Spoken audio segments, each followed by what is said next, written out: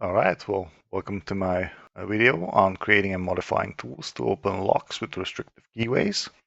Today we are going to congratulate lockpicking Paul G413 on YouTube for doing YouTube videos for a year and creating some very competent and very interesting lockpicking videos. First, we are going to go through the problem of restrictive keyways, mostly dimple locks, uh, lockpicking. Then we are going to talk about the idea of how to solve this problem, the process of solving it, and then I'm going to talk about possible solutions, and I'm going to give you a bit of a sneak peek into my future project. But first, we congratulate Lockpicking Paul on his first year anniversary. This video is an entry to his giveaway. His channel started in June 18th in 2023, last year. His videos are very competent and interesting in my opinion. One of my favorites are his videos on picking the Brady lock using his custom-made turning tool. That was very inspiring in my opinion. Also some of his videos on picking various difficult locks like the GG, P Extra, and all these other locks. Very interesting content and worth keeping around, definitely, for the time when I get to those locks. His focus is on techniques, locks, and tools. And in order to celebrate, I decided to make this video and show you what I've been up to. So here on this pinning mat, we see different types of locks and padlocks, starting from this side, which for you would be left side, is this master lock 1145. As you can see, this one has a rather easy keyway with no tall trenches in which the pins would be sitting. Instead, we have this very shallow trench in which all the pins are sitting. Right? The bidding is not that hard, so I don't think that there's any reason to make a custom flag for this one, as the normal multi-picker LEG flags can reach in pretty easily. You could either use the short flag starting from this side, from the right side, or you could start with a larger flag from the left side, right, for you. So yeah, this is, I find these to be one of the easiest dimple locks to pick, in my opinion. The Master 1145. There's nothing complicated about the keyway or the pins that are inside. So you have one normal pin, I believe, and a couple of spool pins inside with very good feedback. Other than that, what else do we have here? The trenches or this warding is not that tall. It's not that restrictive as it looks like. The binding order is also pretty easy to deal with in this lock. So there's this one, the Master 1145. Then on next to that we have the 2940, which is very similar to 1145. Has a similar key, similar number of pins, so 5 pins again, same as the master one. Both are orange belt locks. Now this one particularly has a different binding order, which is a little bit harder to deal with than with the Master 1145. It's not as straightforward. It's complete brass body. Even the keyway, I believe the core is made out of brass. Keyway is basically the same as for the 1145. Nothing really different about this lock other than the binding order. There we go. Next on the line we have this EC7530, which in the beginning I thought that it was a pretty easy lock to pick, but look at this keyway. This one is a horrible keyway to deal with. It's very restrictive, very paracentric. As you can see there, there's like multiple S shapes that you have to go over. Picking, looking from the webcam, from the left side, as you can see, this is almost unapproachable. There's like no flag that can get under there. You would normally have to create your own flag to get into this lock, and that's what I did. And I'm going to show you how I did that in this video. Right, to demonstrate the problem, I have a couple of locks over here. As you can see, some of these multi-locks have a very nice open keyway that you can access with almost any pick.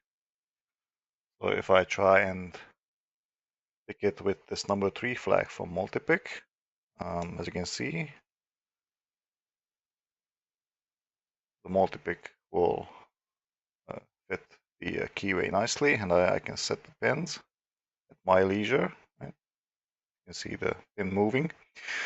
So yeah, multi-locks are fine. I mean, they pick with standard multi-picks. I have this Basie V55, and this one, if I go in with this number 3 click flag, number 3 flag, right, from multi-pick, I can pick that pin, right? So that's all fine. Now let's see here. I also have a multi-lock interactive. This is from CYP, to be honest. Yeah, this is definitely from CYP, from LPU Reddit and Discord. And as you can see, the multi-pick fits nicely. So yeah, you can use multi-picks on these. Now the problem comes when we start dealing with locks like these over here. The EC75 30mm. If I try to fit this one, as you can see, I get stuck in that wording. I just cannot move forward. I cannot pick those pins. Let's try a smaller flag. Here's an 11, a multi-pick. You can see this one has a smaller flag.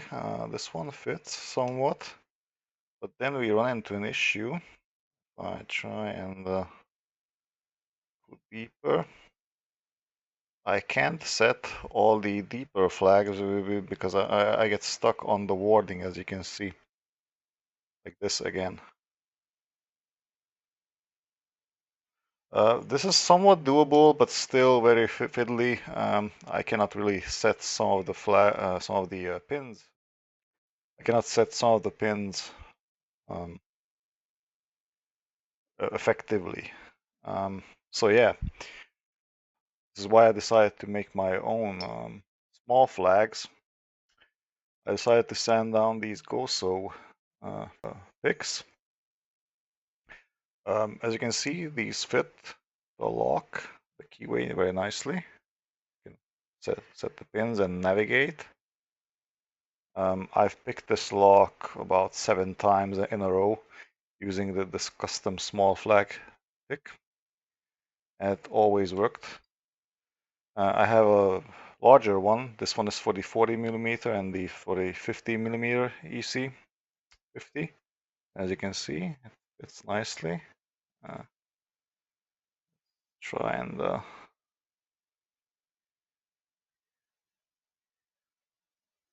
show you.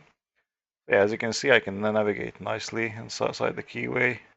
If I follow this small hole over here on the left side of the keyway. Yeah.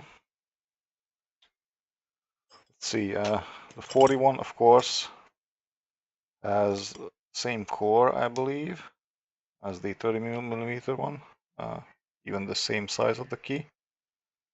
And as you can see, again, with the multi-pick, I just can't really navigate in this keyway. Even with a small flag, I have to be very careful. And even then, navigating inside the lock is just hard. Hard because the flag is just a tad too long. Yeah, this is the 40mm 75 EC, and then we have this 75 IB 40, the marine lock. Same keyway as the EC 7540. Again, you can see flag doesn't fit, but the sanded down flag works nicely. Both of them. It fit the keyway nicely, and I can set those pins at my leisure. This 7550, I picked this multiple times while off camera, but I could never pick it on camera for some reason. Trust me, this is doable, but this lock is one of the shyest ones that I have. As you can see, the custom flag just fits nicely and sets all the pins that are necessary. My only problem with picking this lock with these custom tools is that they get stuck sometimes in the middle of the keyway, and when that happens, these flags can basically get stuck, and what can happen, you could accidentally pull the handle without the pick, and the pick will stay inside the lock. So there's that. In the beginning of their life, these flags from GOSO look like this. You can see very rectangular, very sharp. And if you try to fit this into the keyway of an AC75, you'll see that the flag is first too big, so it doesn't really fit the keyway. It gets stuck in the warding, and you also cannot really navigate because the edges are not rounded down. They are very rectangular, very sharp, and they get caught up in the warding. They get caught up while going inside the lock and while you're pulling it out of the lock. So you have to basically polish the flag on all sides, the top, the bottom, left and right side, and also the shaft. The shaft is also very important. If you round it down, you can slide from one pin to the other faster and better. I use this other flag as a base for my small flag. As you can see, there's a lot of material that you have to remove in order to fit a lock like this. This is the 30mm EC75. If I try and this flag, as you can see, it doesn't even go in, right? Shocking. But if you apply some sanding to it and you use a hand filer, you can get a flag like this, a really small one, a very slick flag, which just goes in like this, and like butter, it just slides right in nicely, and you can feel all the pins nicely as you move out of the keyway or inside the keyway. Both sides, the front and the back, are nicely sanded down, as well as the body of the flag, the head, and you get this nice nifty little tool. Right, so what I have in my hand here is this GOSO small flag that I already modified a little bit. But as you can see, the back is not yet sanded down correctly. You can basically tell by moving your fingertip over the edge of the back. What I'm trying to do is try and make that sharp edge in the back go away by sanding it down using sandpaper. As you can see, I'm trying to use the sandpaper to remove that surface that hangs. I'm trying to do that from the side, even folding the paper. Try and get in there, get into that small little part that needs to be modified. At some point it will give. All you need to do is just remove a little bit of the material because in these small keyways, even a little bit matters. It gives you better feedback if the surface is smooth, and if the surface doesn't hang, doesn't collide with the wording too much. All you need is just contact with the pins. And when it comes to the wording or the keyway, all you need is just the surface glide through that surface, right? Now here I'm trying to use the small filer, this diamond filer, in order to remove that sharp edge in the bottom. So when you try to remove a lot of material, you use the filer, and when you try to make the surface smoother or just control the amount of material that you're trying to remove, you use sandpaper, of course. And there we go. So here I'm using sandpaper that I ordered from Amazon. These go from P80 up to P3000. The numbers are basically the gauges, which represent how rough the paper is. Smaller means rougher, while higher numbers mean smoother surface. And all you need to do is just, while changing the profile, so making those sharp edges disappear, all you have to do is just use the smaller gauges, so P80 for example, or you can go lower if you can find lower ones, and then you use larger gauges, so for example here the P240 to make the surface smoother.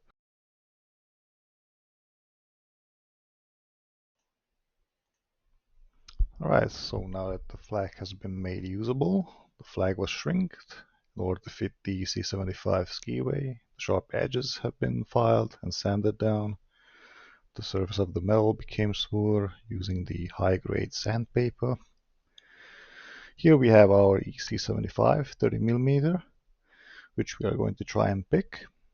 I'm using my 1mm wide Z-bar and my small flag that I just modified.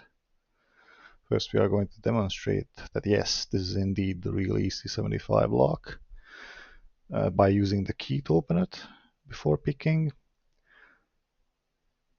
To start off picking, I'm going to first try and set the first pin. I'm going to work my way towards the back and try and set pins 4 and 5, and then see if there are any binders in the middle, and then try and pick number 2 to open the lock. For this test picking, we are going to use 3 locks, so these are all variants of the ABUS 75, EC 75 30mm, and the EC 75 40mm, and the 75 IB Marine 40mm. And as you can see, the lock opens nicely once that number 2 pin has been picked. Alright, let's move on to the next one.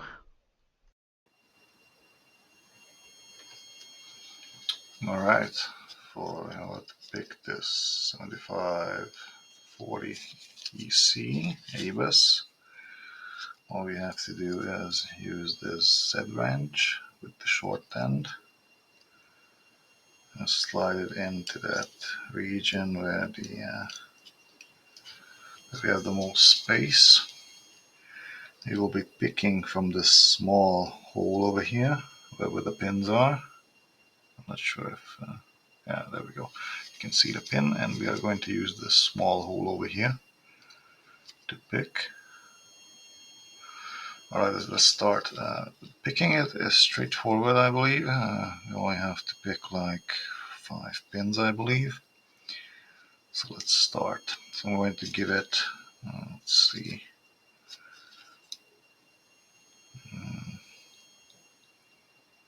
let's start with medium tension. As you can see, I can turn the core. That's very important to verify whether we can turn that the Z wrench is not blocking the core and the body.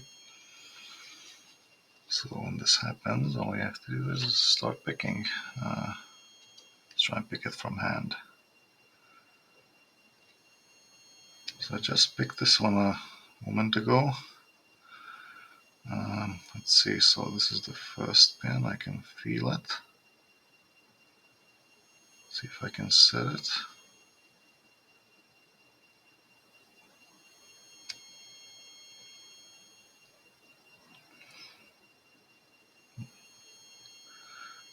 The good part is that because the shaft of this pick is nice and smooth and round, it can basically slide by each pin.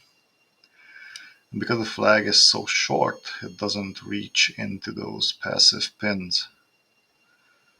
So let's try and set number 1, see if we can get a false set first.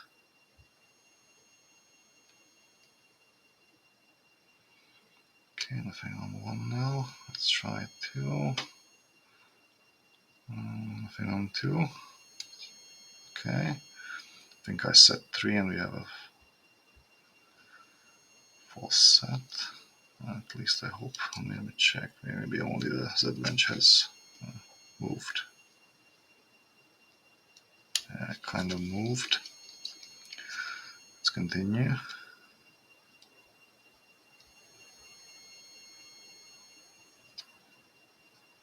Just need to make sure that we never block the core, because when there's movement on the core, the Z wrench can move away from its place and could even push the Z wrench into a position where it blocks the core from turning. So you have to really be on your guard when that happens.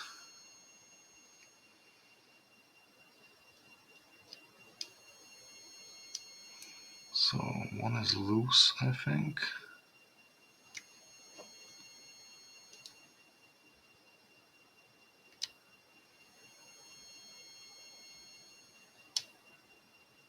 And 2 is not set. I'm trying to set it.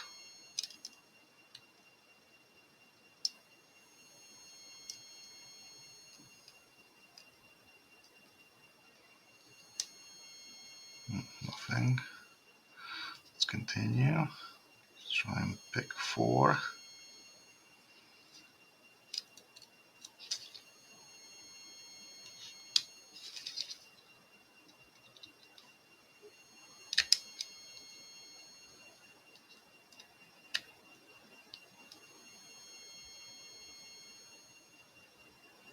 I'm going to decrease the tension a little bit. Try and get to the binding pin behind. There's 1 blocking pin. I'm trying to slip by.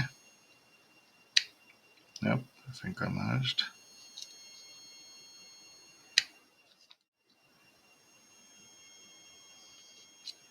Let's try again from the start. 1.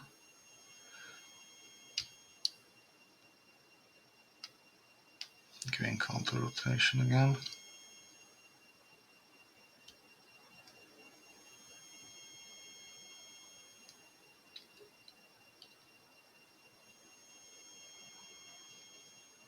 pin doesn't set. That's interesting.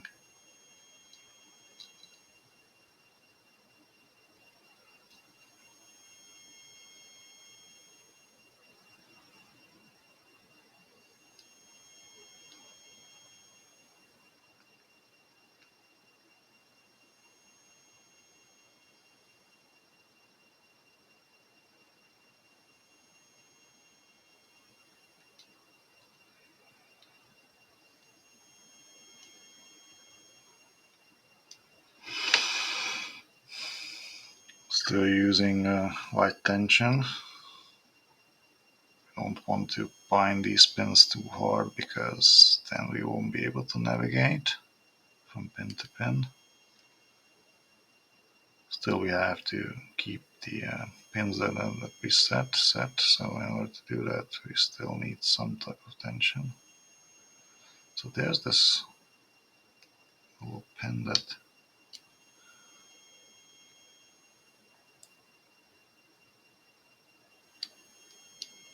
not sure if I managed to set it correctly. Let's see.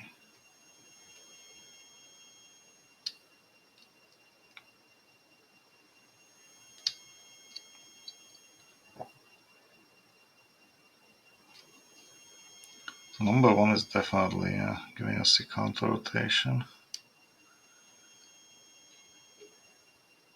So it's definitely not set fully.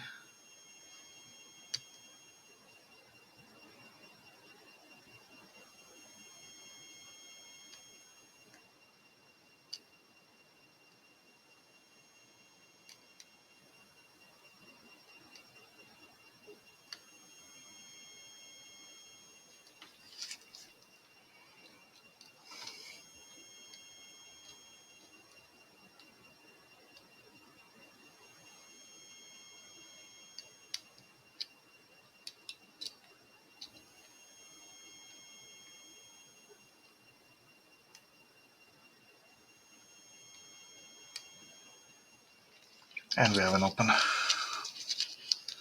So all we had to do is set 5, because 5 isn't that deeply set, I believe. Let me just check the key real quick. 1 second. So one of these two. Yeah, so 5, as you can see, is not that highly set, right? So pin 5 is a high cut one. And the one next to it is the next highest. And 1 and 2, so 1 is one of the deepest ones. Yeah, it's the deepest cut in the lock.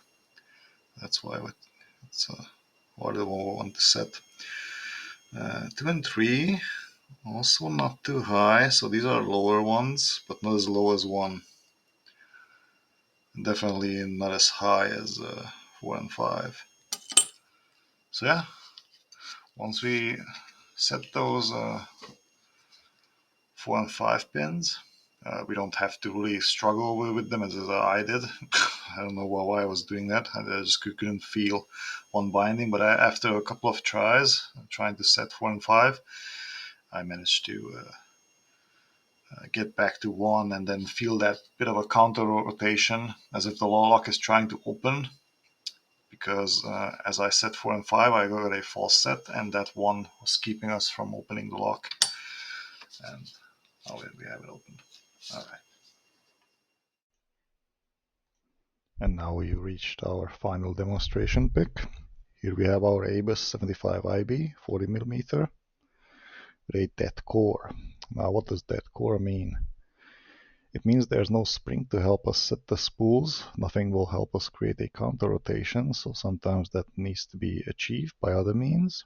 In order to do just that, I tend to use a tension tool that fits nice and snug in the keyway. Allows me to tension in both directions without losing contact with the core.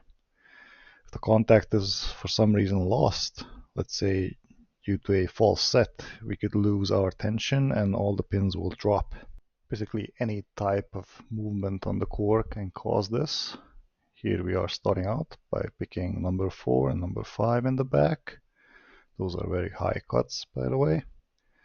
Then we work our way towards the front and try to pick number 2, which is a medium height pick, but it's usually the one that holds the whole pin stack, and it takes time to get it open.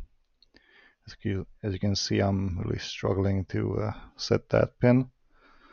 After some trial and error and making sure that the pick is in contact with the wall, so the back of the flag is nicely aligned to the wall, I can make some space for that flag to turn and set the pin that's stuck.